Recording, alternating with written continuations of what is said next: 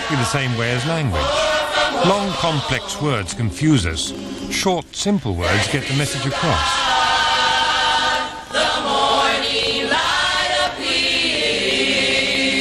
Harmony singing like this needs to be simple and direct if it's to be effective, because the harmonies which most engage us are uncomplicated. The storm is passing over, hallelujah. Harmony is evolving continuously, becoming more complex with each generation. In Mozart's day, just 200 years ago, he would use perhaps only 4 or 5 chords on a piece, and giving it a lovely purity of line.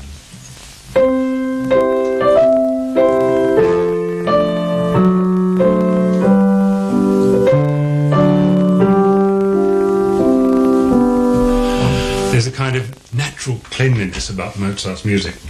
And later on, the Romantics, with their new freedom of expression, would add more notes to the chords, making them more lush, richer, more sensual. And by the time he got to Ravel, he had the nerve to put 2 semitones together in the same chord. This kind of noise would be in a chord, and he would play something like this.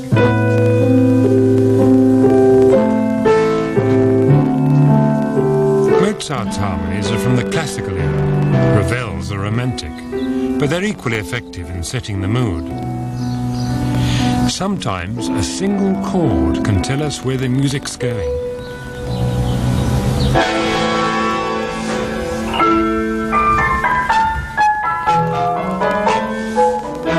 Such is the power of harmony.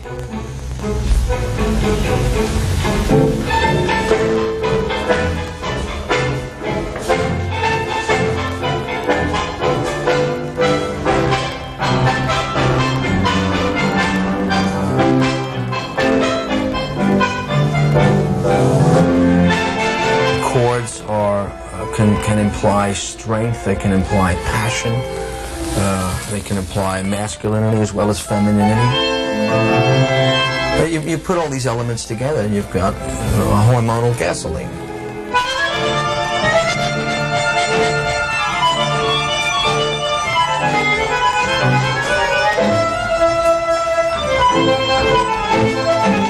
Music is above all a language of emotion. And harmonies help to reveal the passions of the listener and the performer.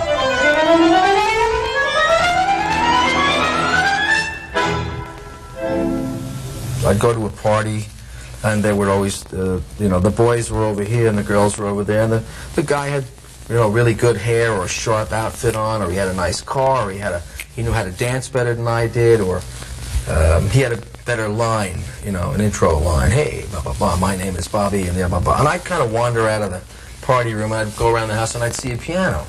And I'd sit down just by myself, and I'd start to play the piano, and I'd just sit there and...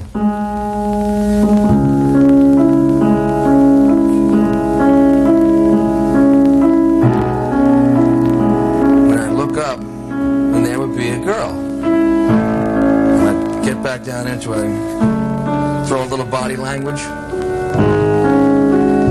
and I'd look up again, and there was another girl. And I think, this stuff is great. I didn't even have to talk. This spoke for me. I remember a girl telling me on an airplane once that this is a real high compliment.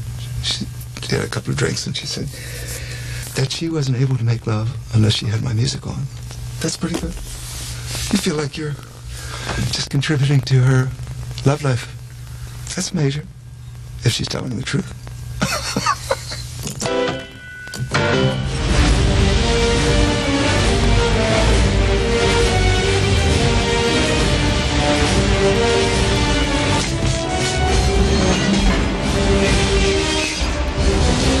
For nearly 70 years, filmmakers have used the way we react to certain harmonies to heighten our emotional response to their movies.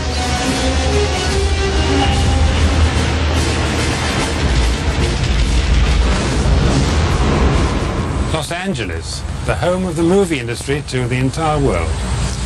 And when they started making movies at the beginning of this century, they were silent.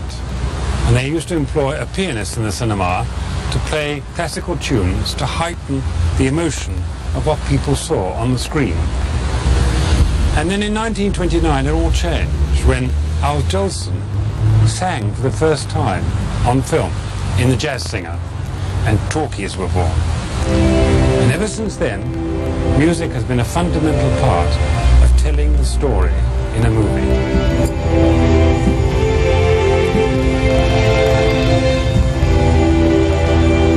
Hans Zimmer is one of the top film score composers in Hollywood. A few chords on a piece of film can have a dramatic effect.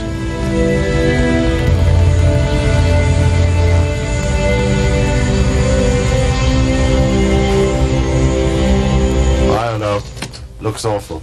Made you instantly old. I was old. First of all, I am old, but also I was You were caring about probably the guy. collecting the ashes of my I know. That's yeah, very sad. no, I've written film scores It myself, was a major, and I know how harmonies can lead the audience in the telling of a story. It's amazing what music can do. Of course, I mean, if you... Oh, God, let's... If we made it a... We can make it a... Oh, yeah. Okay, you can do something different, eh? Let's try to really ruin your career for good. Well, what if it was?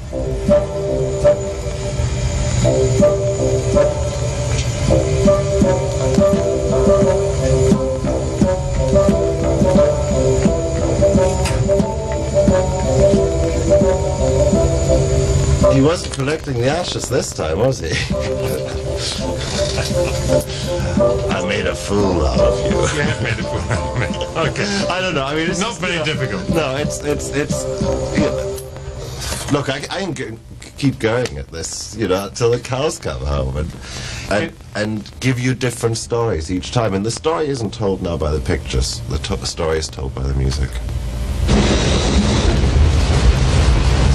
When we met Hans, he was in the early stages of writing some harmonically based music for a new film called Peacemaker. With any sequence, he begins by examining the story. It's basically a robbery. It's one train usurping the other, you know, with bad guys on it, and they're trying to steal something off the other train. And what I thought needed to happen, I mean, they're very cinematic moments. I mean, these guys with those funny red eyes, you know. They're quite sinister. It's very sinister, you know, and so, you know, you want to sort of enhance the sinisterness of it, but at the same time you do want to give it a bit of speed. At the moment, all you've got is a bit of actual live effect. Right, all I have is a little bit of rumbling going on, you know, and lights going off. And part of what's good about the tension of the scene is that there is so little happening. He helps to build the suspense by using a relentless rhythm combined with a series of sinister chords. Harmony alone reinforces the tension.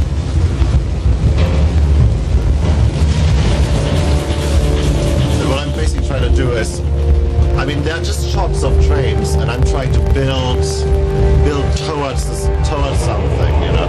And I'm hitting these cuts very hard.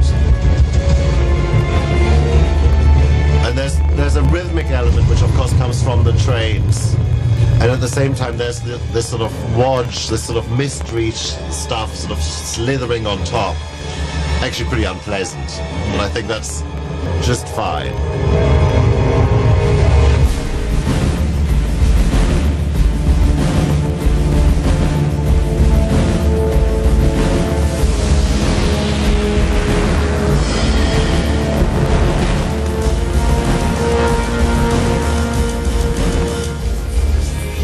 Harmony has been described as the clothing of music. It's a metaphor which holds true for film as well, the harmony adding another layer of information to the pictures.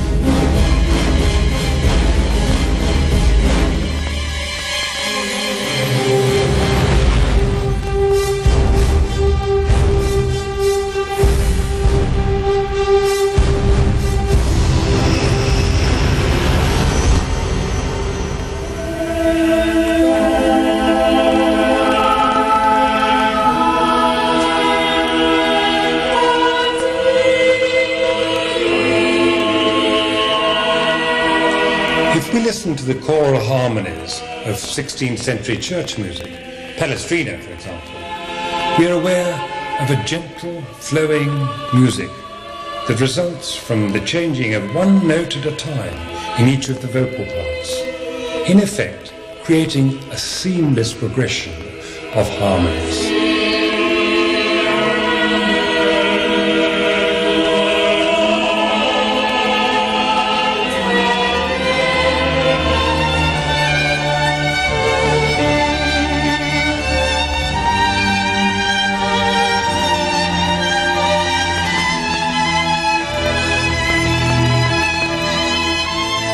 200 years later, Bach took this immeasurably further. He realized that harmonic lines didn't have to move together. They could go in different directions, and they didn't have to follow the same rhythms as the music they were accompanying. Both Bach and Palestrina were working composers whose jobs were to provide music for the societies in which they lived, the court and the church. And we can still see this close connection between harmony and community. Usted está viendo en El ritmo de la vida. Armonía.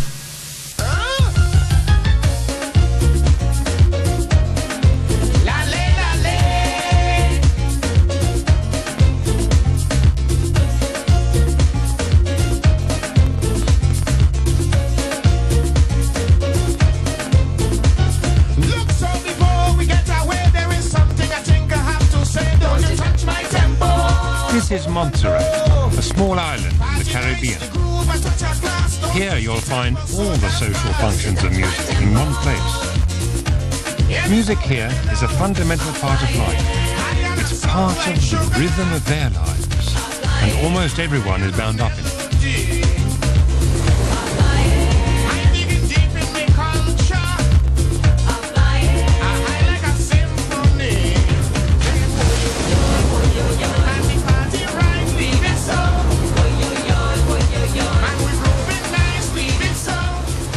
In Montserrat, you'll find music everywhere.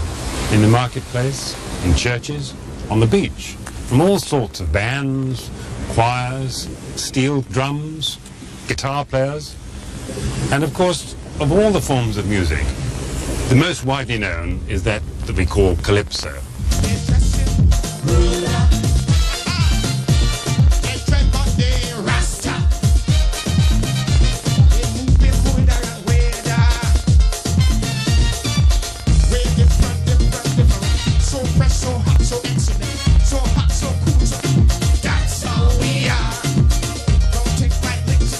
When music is such an integral part of a society, it becomes very natural for people to sing and play in harmony. To me, that's what makes the music here so attractive.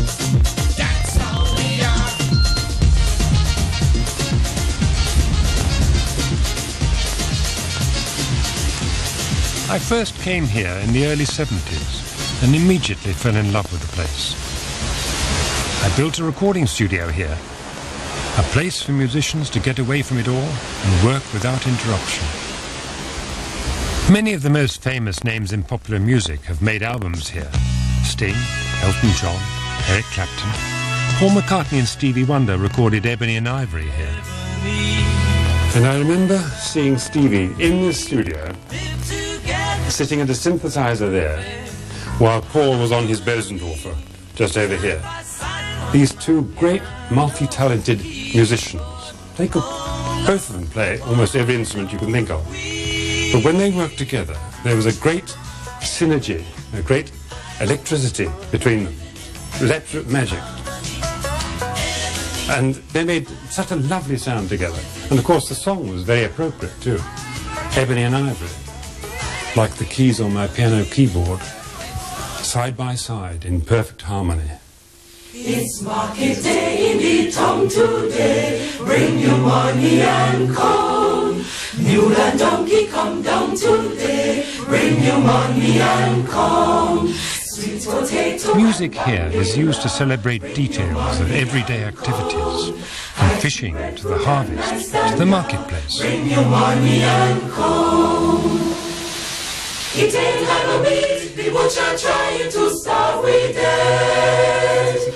No meat, the butcher think he want for eat.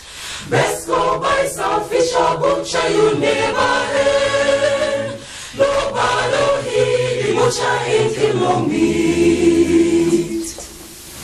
We work at our harmony because we don't just want to achieve the very ordinary type of harmonies. We want to achieve harmonies which sort of grab the ears and then grab the heart and grab the mind, and which cause people to think. Let's hear that again, you know. Harmonies which perhaps work themselves out, not in strict patterns, and perhaps surprise and challenge a little bit.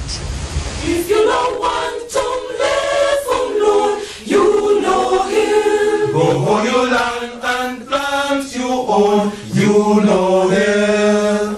Farmer dig a bone, me dear. Dog dig a bone, me dear.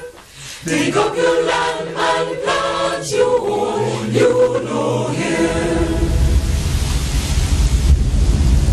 In the last couple of years, Montserrat has suffered disastrously from a violent volcano. Again, music plays its part as the volcano finds its way into song, and in turn the island's history. Another explosion in the night. Everyone tremble with fright. Keep the faith, don't lose your mind. Let's go on, one day at a time.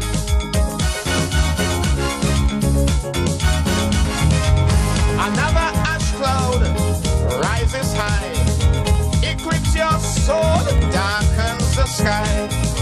But to this land, our hearts are bind. Let's go on, one day at a time.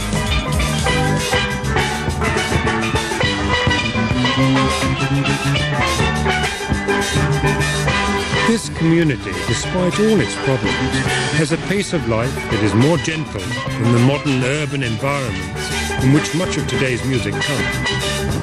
The distractions are fewer, and it shows in their music. Similarly, in the societies of Mozart and Bach, there was less competition for attention. The listener had more time to absorb the music.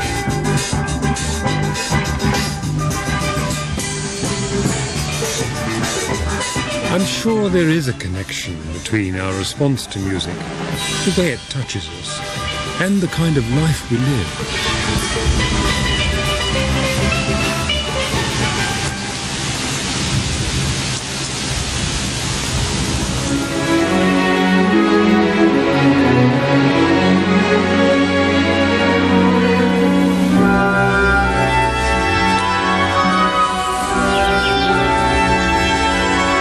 Many years ago, John Lennon and I spent an evening together in London, in my flat, and I played a lot of music to him.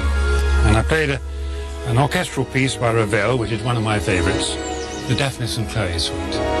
It's quite a long piece, but he listened to it very patiently. And at the end I said to him, "What do you think of it, John?" He said, "Well, it's great, but by the time I got to the end of the tune, I couldn't remember what the beginning was all about." He just couldn't get the hang of it. And I realised that he'd been conditioned all his life to short bursts of music, no longer than 2 minutes at a time. These days, we're all subjected to very short music in sound bites on television advertising and so on. And perhaps we are in danger of only listening to the things that we know and ignoring the rest.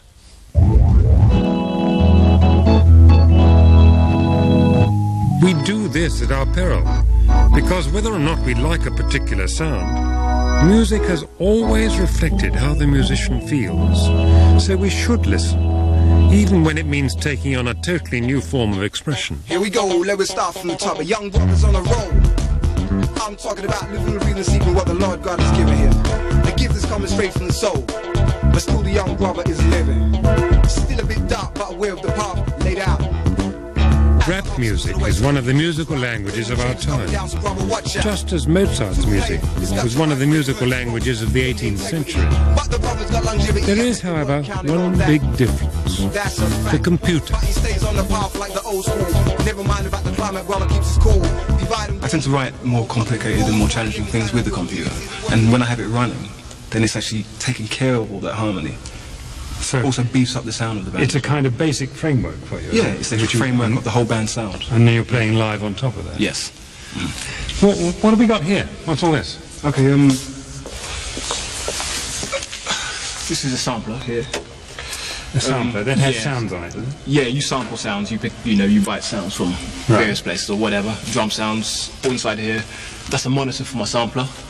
It's my computer running a sequencer program. So that's basically. And that has all the stuff in it. Yeah, that's like your studio there. The computer in music has two main functions: recordings, and it can become another musician, sometimes able to play beyond the capabilities of a human being.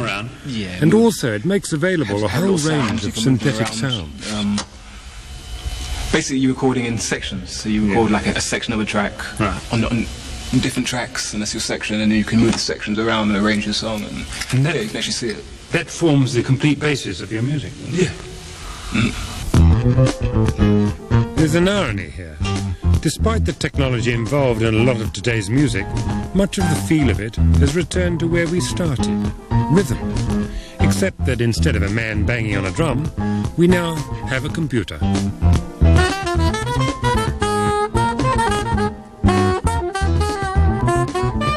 Modern music doesn't let us forget the primitive musical traditions we used to have in our society.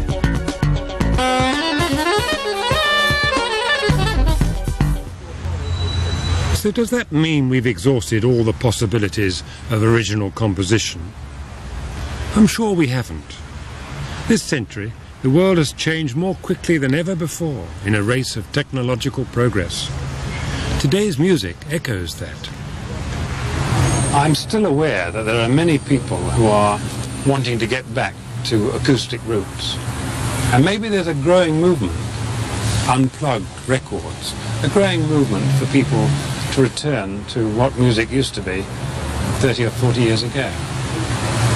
I certainly wouldn't be too unhappy if we got a little bit less synthesizer and computer mad and started relying upon the human heart to tell the musical story. Feel the pain in my heart. Feel the pain in my soul.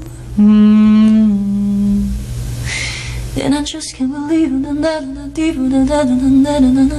But I can't resist your love. For thousands of years we've been arranging sounds in a way that is both intelligible and pleasing to us. And the impulse to make and enjoy music has a great deal to do with the way we're wired together. Feel the pain in my heart. Feel the pain in my soul. Every society on earth has come up with a simple form of music which reflects the basic activities of their lives, before moving on to a more elaborate form of music which reflects the increasing complexity of life. We have music because we need it. It is a long developing part of human nature. It's an essential tool in our endless desire for communication, and it's as natural to us as speech itself. It is the rhythm of life.